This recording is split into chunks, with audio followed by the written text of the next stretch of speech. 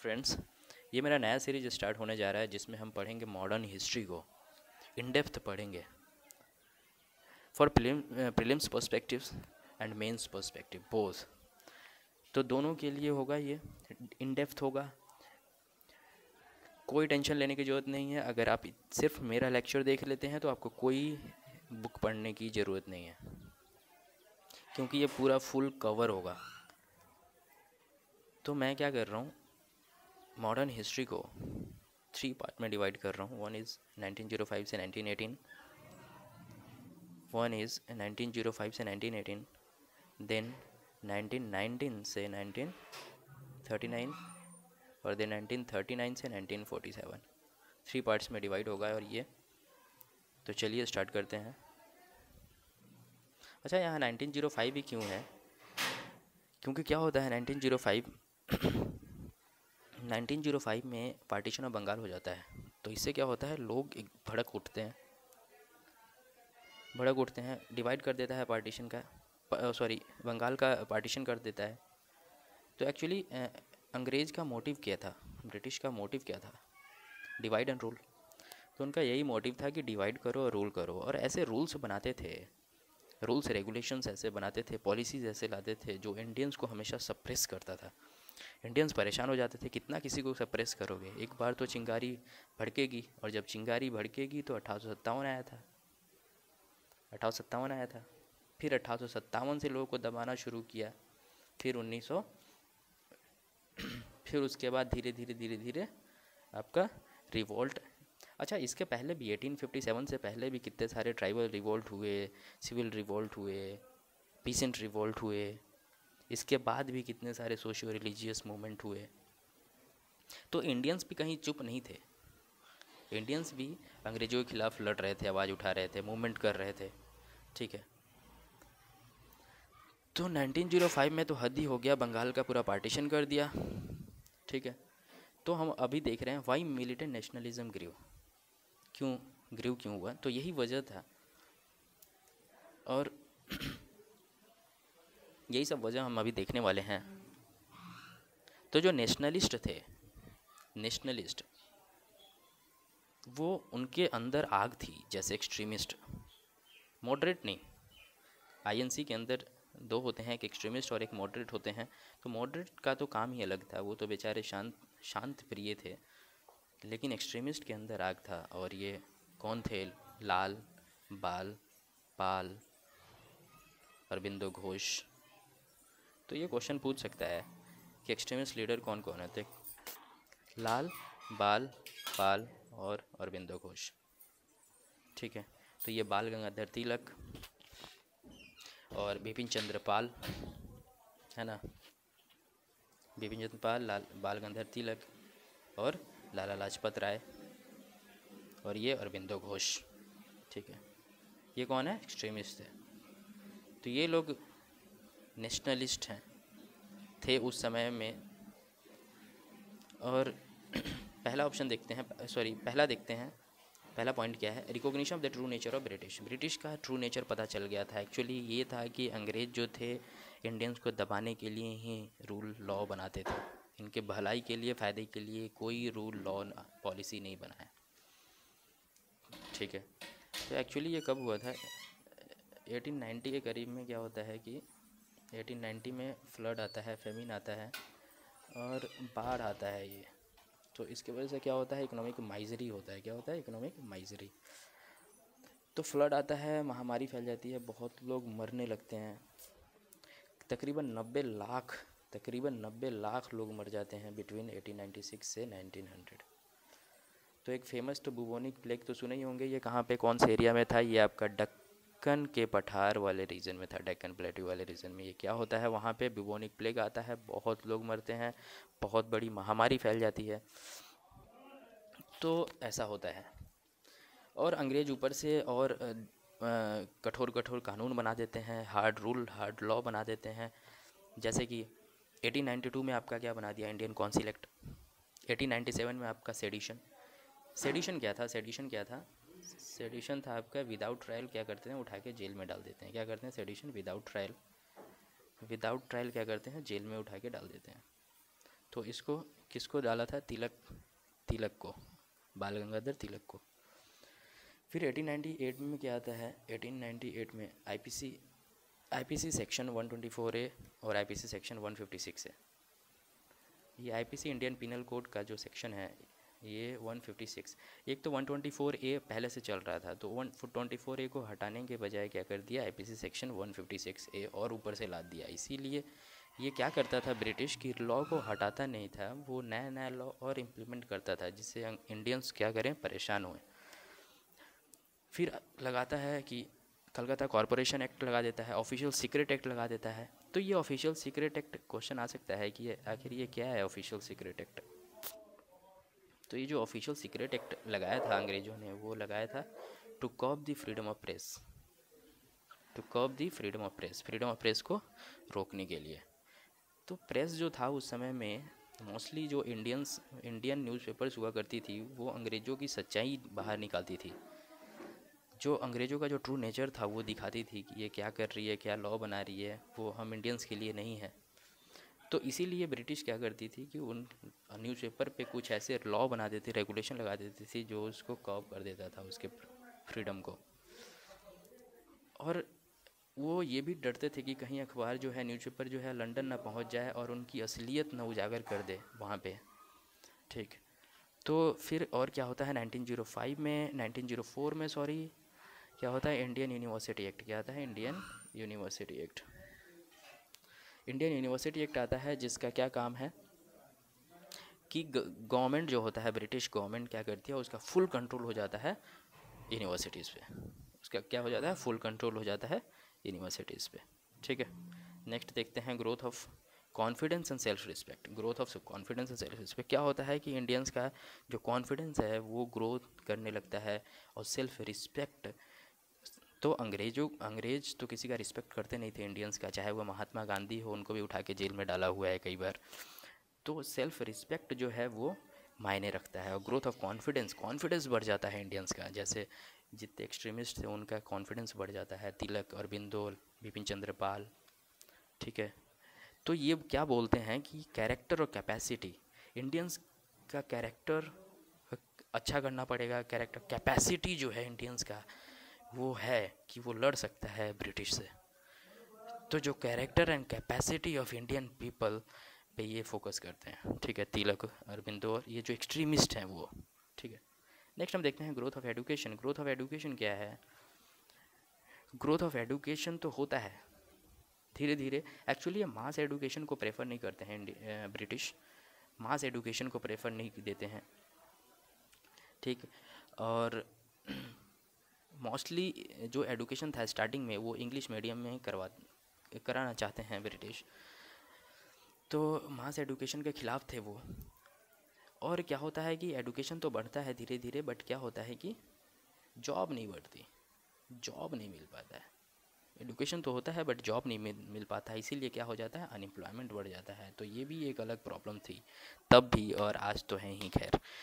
तो तब भी एक बहुत बड़ी प्रॉब्लम थी अनएम्प्लॉयमेंट, ग्रोथ ऑफ एजुकेशन के साथ साथ।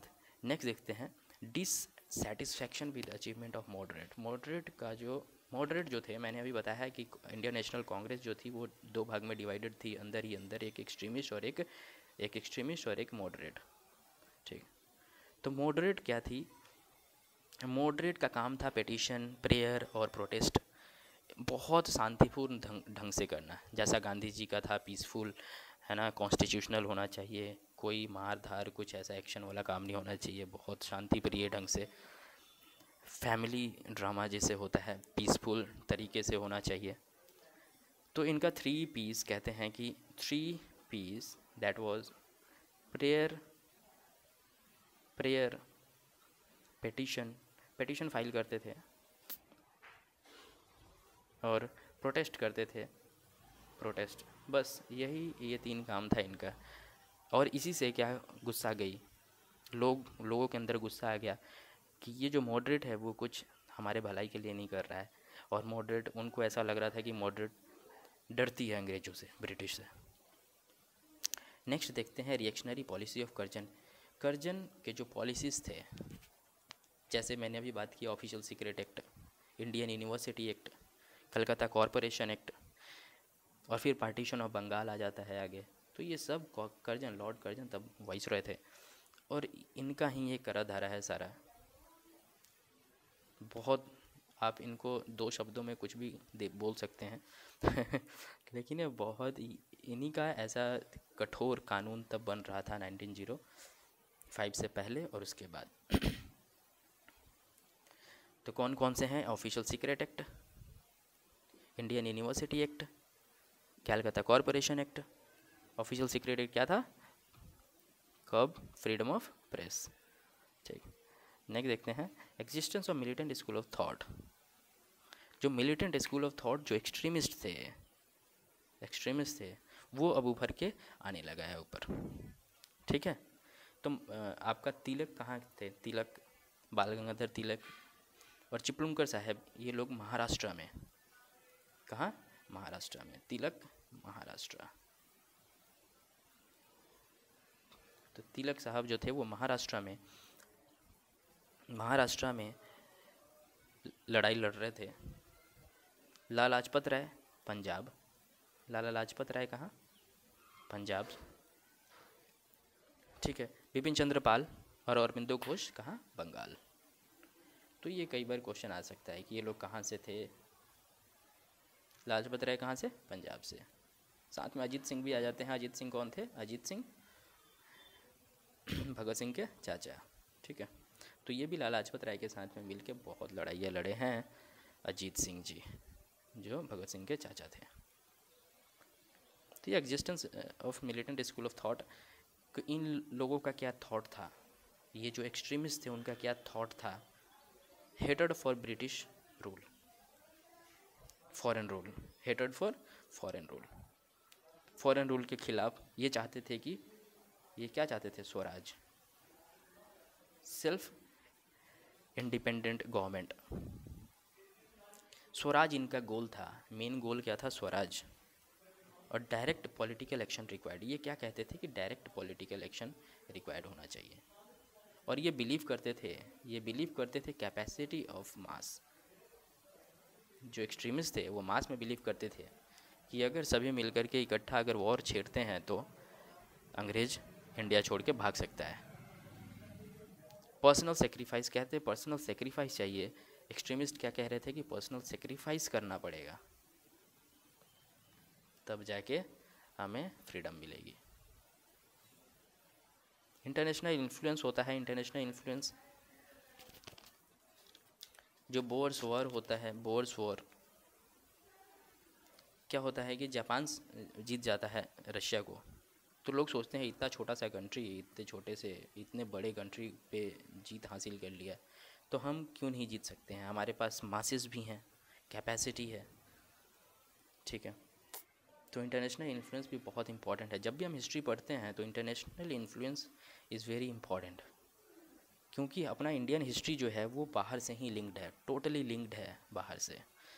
बाहर में क्या चल रहा है? रशियन रिवॉल्यूशन, ठीक है, यूरोप में क्या चल रहा है, जापान में क्या चल रहा था। जापान बहुत पावरफुल था, इतना छोटा सा कंट्री था बट बहुत पावरफुल था, अंग्रेज़ों को पानी, पूरा वर्ल्ड को पानी पिला रखा था। तो ये देखते हुए एक्सट्रीमिस्ट नेशनलिस्ट ने ये सोचा कि जब इतना छोटा सा कंट्री, इतनी कम मासेस, जब इतना पावरफुल कंट्री बन सकती है तो हमारे पास तो मास बहुत है, लेकिन हमारे अंदर यूनिटी नहीं थी और आज भी यूनिटी नहीं है। तो that is more important thing. Next, reaction to increase westernization, बढ़ती जा रही थी वेस्टर्नाइजेशन, लेकिन इंडियंस का क्या कहना था, इंडियन नेशनलिस्ट का कहना था कि हमें अब वेस्टर्नाइजेशन को फॉलो नहीं करना है, वेस्टर्न कल्चर को फॉलो नहीं करना है, हमें इंडियन कल्चर को फॉलो करना है। जैसे स्वामी विवेकानंद, बंकिम चंद्र चटर्जी, स्वामी दयानंद सरस्वती, ये लोग बहुत बड़े बड़े लोग थे, नेशनलिस्ट थे। इन्होंने क्या किया, इनके जो आइडियाज़ थे, ठीक है, कि इंडियंस, इनका दयानंद सरस्वती का जो पॉलिटिकल मैसेज था, क्या था दयानंद सरस्वती का? India for the Indians. जो इंडिया है दैट इज़ फॉर इंडियंस, इसको बाहर का कोई रूल नहीं कर सकता। ठीक, तो ये सब चीज़ें हैं। नेक्स्ट देखते हैं हम आगे।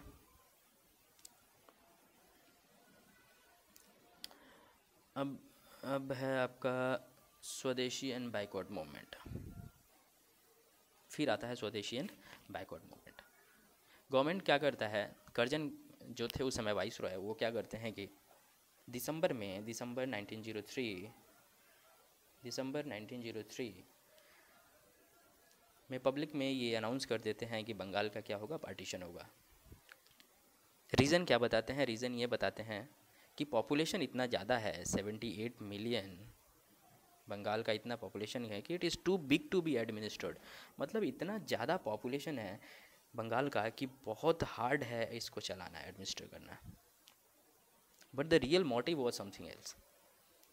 इस पार्टीशन के पीछे का जो रियल मोटिव था, कारण था, वो क्या था कि to weaken the Bengal. Bengal was the nerve centre of Indian nationalism. Bengal क्या था, नर्व सेंटर था इंडियन नेशनलिज्म का। एक्सट्रीमिस्ट में देख लीजिए आप, अरविंदो घोष, है कि नहीं, बहुत सारे ऐसे, अश्विनी कुमार दत्त, राजनारायण बोस, है कि नहीं। तो ये सारे कौन थे, बंगाल से ही थे। तो ऐसा मानना था कि ये रियल मोटिव कुछ और था, और अंग्रेज़ जो, ब्रिटिश जो, लॉर्ड कर्जन जो रीज़न बता रहे थे वो एक्चुअल रीज़न नहीं था। वो बता रहे थे कि ज़्यादा पॉपुलेशन है इसीलिए डिवाइड करना पड़ रहा है, बट रियल मोटिव क्या था कि डिवाइड एंड रूल तो ऑलरेडी इनका ब्रिटिश का पॉलिसी रहा है, डिवाइड करो और रूल करो, ठीक। तो डिवाइड इन्होंने किया कौन से बेसिस पे, डिवाइड इन्होंने किया बंगाल को on the basis of language and on the basis of religion. Obviously religion के बेसिस पे तो करना था, ये लड़ाई जो ब्रिटिश जो इंडिया के खिलाफ जो इतने साल तक लड़े हैं वो रिलीजन के बेसिस पे ही तो। अगर इंडिया में सिर्फ एक रिलीजन होता तो ये कब का भारत छोड़ के भाग गए होते हैं। बट रिलीजन हिंदू मुस्लिम में यूनिटी नहीं हो पाती थी, और ये मुसलमानों का यूज़ करते थे, ये मुस्लिम लीडर्स का, मुस्लिम लीग का, मुस्लिम जो भी लीडर्स थे उनका यूज़ करते थे against the Congress, Indian national Congress use करते थे वो। और मुस्लिम्स भी उन्हीं के सपोर्ट में थे। बहुत सारे ऐसे रूल्स आए, पॉलिसीज़ आई जिसमें मुस्लिम लीग उनका सपोर्ट करती है ब्रिटिश का, और अगेंस्ट तो हमेशा थी ही वो इंडियन नेशनल कांग्रेस के। तो रिलीजन के बेसिस पे डिवाइड कर देती है और लैंग्वेज के बेसिस पे डिवाइड कर देती है बंगाल को, ठीक है। कौन करता है, लॉर्ड कर्जन। और मुसलमानों को खुश करने के लिए, मुस्लिम्स को खुश करने के लिए क्या करते हैं वो कर्जन, जो वाइसरॉय था उस टाइम, डक्का को क्या बना देता है, capital of new Muslim majority province. जो न्यू मुस्लिम मेजॉरिटी प्रोविंस था उसका जो कैपिटल था वो डक्का को बना दिया, ठीक है। तो ये कुछ ऐसा अंग्रेज़ों का काम था। नेक्स्ट देखते हैं क्या है, anti partition campaign under moderate. अब मॉडरेट क्या करती है 1903 से 1905 के बीच। 1903 में बता तो दिया लॉर्ड कर्जन ने कि डिवाइड होगा, अब कब करेगा ये नहीं बताया। फिर 1903 से 1905 जैसे बताया उसी समय मॉडरेट अब पावर में आ जाएगी, एक्शन में आ जाएगी। तो तब मॉडरेट क्या करती है वो हम अभी देखेंगे। उस समय जो मेन जो लीडरशिप जो था वो किसका था, सुरेंद्र नाथ बनर्जी, के मित्रा एंड पृथ्वी चंद्र रॉय। ये लोग का क्या काम था, पब्लिक मीटिंग बुलाते थे, मेमोरेंडा करते थे, प्रोपेगेंडा थ्रू पैम्पलेट जो होता है ना वो बांटते थे। साथ में इनका न्यूज़पेपर भी था, न्यूज़पेपर के जरिए ये लोगों को बताते थे, संदेश अपना पहुंचाते थे, जो ट्रू नेचर था ब्रिटिश का वो बताते थे। पब्लिक ओपिनियन से लोगों को एडुकेट करना था इनका। और क्या मोटिव क्या था इनका कि पार्टीशन को रोकना, बंगाल का जो पार्टीशन है उसको कैसे भी करके रोक देना। तो न्यूज़पेपर जो है आपका मैं बता रहा हूँ, के मित्रा जो थे उनका था संजीवनी, आप इसको कहीं लिख सकते हैं, संजीवनी के मित्रा। फिर न्यूज़पेपर आता था उस समय में बंगाली, वो था आपका सुरेंद्रनाथ बनर्जी। और हिताब्दी जो न्यूज़पेपर था, जर्नल था, वो द्विजेंद्रनाथ टैगोर। ये क्वेश्चन पूछ लेता है कि ये न्यूज़पेपर किसका है, ये न्यूज़पेपर किसका है। तो ये उस समय पे अगर मेंस में क्वेश्चन आता है तो आप ये बता सकते हैं कि जो मॉडरेट थे वो इस न्यूज़पेपर के द्वारा क्या करते थे कि पब्लिक ओपिनियन से लोगों को एडुकेट करते थे, ठीक है। और वो पार्टीशन ऑफ बंगाल को रोकना चाहते थे लोगों को एडुकेट करके।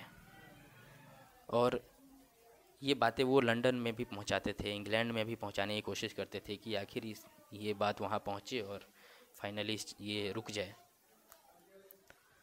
बट क्या होता है कि गवर्नमेंट जो है अनाउंस कर देती है जुलाई में, ब्रिटिश गवर्नमेंट जुलाई में 1905 में, जुलाई 1905 में अनाउंस कर देती है कि पार्टीशन तो होना ही है, जुलाई 1905 में पार्टीशन तो होना ही है। तो अब क्या होता है कि अगस्त 7, एक डेट याद रखना बहुत इम्पॉर्टेंट है, दैट इज़ अगस्त 7, 1905। इस समय क्या होता है कि boycott resolution, the first time the boycott resolution was passed, first time, ठीक है। वो कहाँ होता है? कलकत्ता टाउन हॉल में, Calcutta town hall, Calcutta town hall place है कलकत्ता में, वहाँ पे boycott resolution first time pass होता है। और स्वदेशी मूवमेंट, और क्या, स्वदेशी मूवमेंट, स्वदेशी मूवमेंट पास होता है फर्स्ट टाइम इंडिया में। और बायकॉट और स्वदेशी मूवमेंट क्या था? बायकॉट और स्वदेशी मूवमेंट कि बायकॉट करना ब्रिटिश को और स्वदेशी चीज़ों पे रिलाई करना। तो क्या होता है finally, boycott and swadeshi movement was started कब? 7 अगस्त 1905। वो इसी समय ये किसने किया था? मॉडरेट ने, ठीक। तो अब देखते हैं हम कि फाइनली पार्टीशन हो जाता है। Partition formally takes place in October 16, 1905। और लोग क्या करते हैं, गंगा में नहाते हैं, पैदल नंगे पांव जाते हैं, वंदे मातरम गाते हैं, एक दूसरे को राखी बांधते हैं, प्यार मोहब्बत ये होता है एक दूसरे में। जो पार्टीशन हो जाता है ना, तब ये बहुत बड़ा दुख लगता है, पूरा बंगाल को डिवाइड करके रख देता है। तब सुरेंद्रनाथ बनर्जी, आनंद मोहन बोस, ये लोग जो लीडर थे, ये लोग क्या करते हैं, ये दोनों क्या करते हैं कि बहुत जल्दी एक मीटिंग बुलाते हैं और कुछ पैसा तो चाहिए, फंडिंग तो चाहिए मूवमेंट को आगे चलाने के लिए। तो 50,000 रुपये, उस समय 50,000 बहुत होता है, 50,000 रुपये कलेक्ट कर लेते हैं बहुत कम टाइम में, with in a few hours. और ये जो मूवमेंट था स्वदेशी एंड बायकॉट मूवमेंट, ये कौन कौन से जगह पे फैला था, ये बहुत इम्पोर्टेंट है, ये क्वेश्चन आ सकता है। तो ये आपका फैला था, तिलक साहब पूना एंड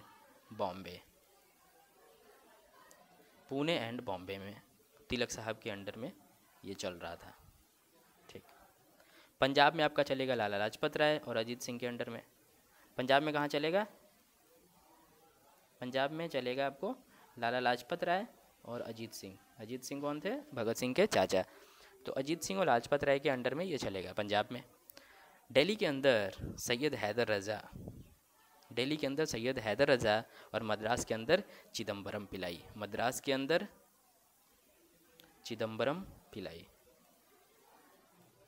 तो यहाँ से आपको पता चल गया ना कि जो स्वदेशी एंड बायकॉट मूवमेंट था वो पूरा फैल गया कंट्री में, ठीक है। पूना, बम्बे, पंजाब, दिल्ली, मद्रास, यहाँ पे होने लगा। नेक्स्ट देखते हैं कांग्रेस का पोजीशन क्या है। द कांग्रेस पोजीशन, मीटिंग होता है आईएनसी का। आईएनसी का मीटिंग होता है 1905 में। कहाँ पे? 1905 में बनारस में होता है, बनारस सेशन। ये क्वेश्चन आ सकता है, पूछ सकते हैं कि आईएनसी का 1905 सेशन कहाँ हुआ था, तो बनारस में हुआ था। और प्रेसिडेंट कौन थे? तो प्रेसिडेंट थे गोखले साहब, गोपाल कृष्ण गोखले। गोखले साहब यहाँ क्या थे? प्रेसिडेंट थे। बंगाल में हुआ था। और यहाँ पे दो चीज़ जो है ये लिया गया। एक तो आपका फर्स्ट है, कंडेम किया गया जो पार्टीशन ऑफ बंगाल को कंडेम किया। इन्होंने, आईएनसी ने क्या किया? कंडेम किया partition of Bengal. And the second was support the anti partition and swadeshi movement. Support किया swadeshi and anti partition and swadeshi movement, ठीक। तो ये क्वेश्चन आ सकता है कि 1905 में जो सेशन हुआ था बनारस में, प्रेसिडेंट थे गोपाल कृष्ण गोखले, तो वहाँ पे क्या दो कदम उठाया गया था? तो पहला तो ये था कि आपका condemn the partition of Bengal and the reactionary policy of Curzon, और दूसरा support the anti partition and swadeshi movement of Bengal, ठीक है। सुन क्या होता है कि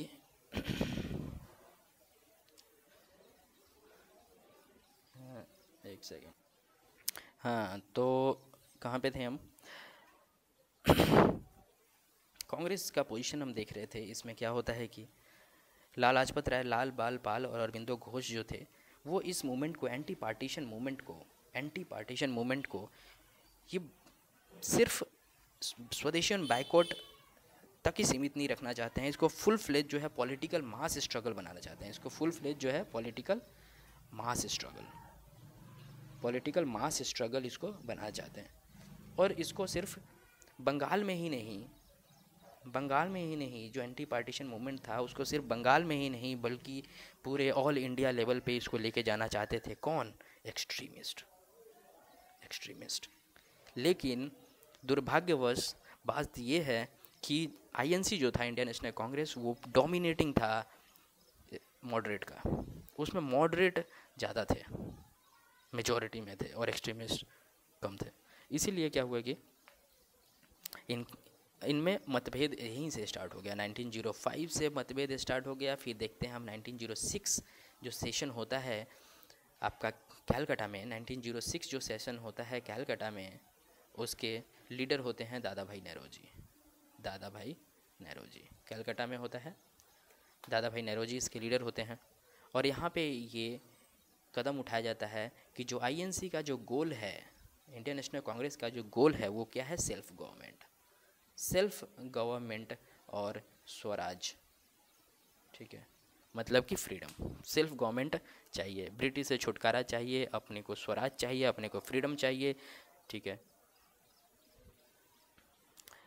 ये। लेकिन यहाँ भी इस सेशन में भी क्या हुआ कि एक्सट्रीमिस्ट का जो ये सपना था कि इसको full fledge Indian mass struggle बनाया जाए, उसको मॉडरेट ने नकार दिया।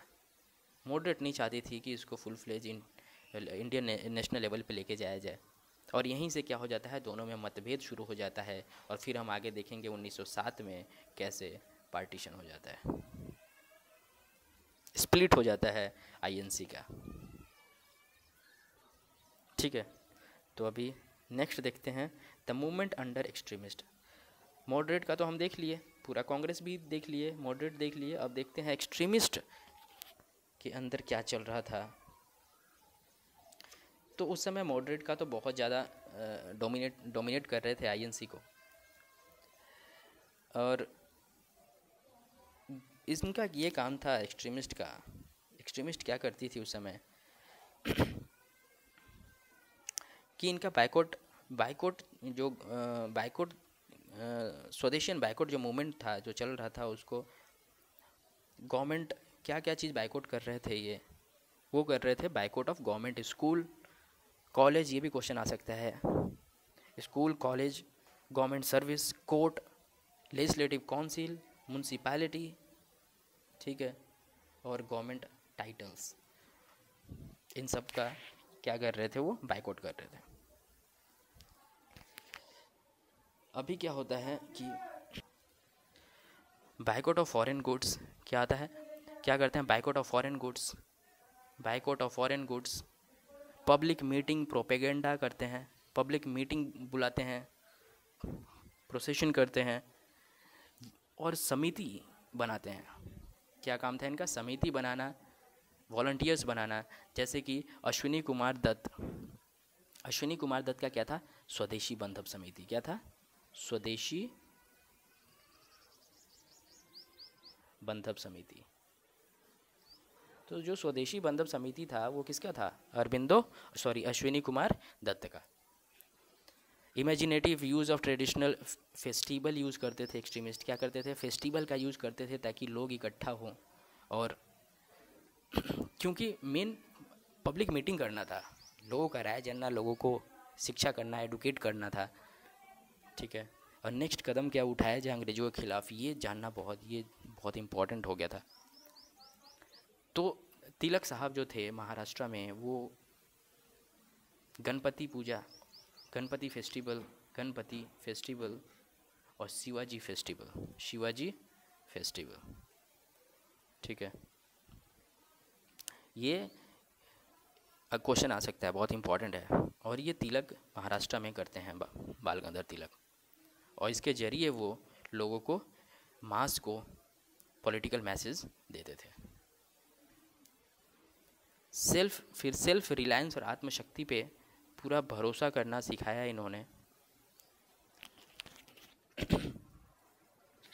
नेक्स्ट देखते हैं हम कौन कौन लोग पार्टिसिपेट किए स्वदेशी मूवमेंट को। अच्छा, इसमें दो चीज़ छूट गया है, वो मैं अभी कवर कर देता हूँ। अरबिंदो घोष ने क्या बोला था? अरबिंदो घोष ने स्लोगन दिया था कि political freedom is the life breath of nation. ये क्वेश्चन आ सकता है और ये कई बार आया है। Political freedom is life breath of nation. ये किसने कहा है? तो अरबिंदो घोष ने। ये याद रखिएगा, बहुत इम्पॉर्टेंट है। नेक्स्ट देखते हैं हम कि Bengal institute of technical education was set up. इसी बीच में सेटअप हुआ था Bengal institute of technical education. National council of education was set up. मैं लिख नहीं रहा हूँ क्योंकि लिखने में टाइम लग रहा है, लेकिन मैं बोल रहा हूँ तो आप सुनिए और नोट डाउन कर लीजिए कॉपी पे। National council of education was set up. Bengal institute of technology was set up. इसी बीच में जो अमर सोनार बंगला था वो टैगोर ने इसी समय में लिखा था। फिर बहुत सारे ऐसे कल्चरल जो है इम्प्रूवमेंट हुआ है इंडिया के अंदर। जैसे अभिनेंद्र नाथ टैगोर जो पेंटिंग बनाते थे, अभिनेंद्र नाथ टैगोर जो पेंटिंग बनाते थे, नंदलाल बोस, जगदीश चंद्र बोस साइंटिस्ट थे, प्रफुल्ल चंद्र रॉय साइंटिस्ट थे। तो ये सब सिर्फ आपका इंडियन ये जो मूवमेंट चल रहा था, ये मूवमेंट सिर्फ हमको लड़ाई करना ही नहीं सिखाया, बल्कि आत्मनिर्भर होना भी सिखाया। डिपेंडेंट ऑन सेल्फ डिपेंडेंट रहना भी सिखाया। सेल्फ डिपेंडेंट, पेंटिंग भी अपना, साइंस भी अपना, कल्चर में बहुत ज़्यादा पार्टिसिपेशन हुआ इसी बेस में। ये क्वेश्चन आ सकता है, क्वेश्चन पूछ सकते हैं, और ये आप को पता चल गया। अब हम देखते हैं कि कौन कौन से लोग पार्टिसिपेट करते हैं, कौन कौन से लोग जो है पार्टिसिपेट नहीं करते हैं स्वदेशी बैकवर्ड मूवमेंट में। तो इसमें यह है कि जो अपर और मिडिल क्लास मुस्लिम्स, सबसे पहले तो ये मैं बता देता हूँ कि कौन कौन पार्टिसिपेट नहीं करते हैं। तो अपर एंड मिडिल क्लास जो मुस्लिम होते हैं ना, वो पार्टिसिपेट नहीं करते हैं। ठीक। मुस्लिम peasant was not participated। अब ये मैं बता रहा हूँ कि कौन कौन पार्टिसिपेट किए थे। अर्बन मिडिल क्लास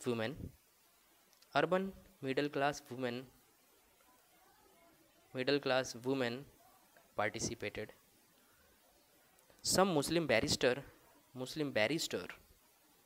मुस्लिम जो बैरिस्टर थे, वकील थे, एडवोकेट थे, इन्होंने पार्टिसिपेट किया।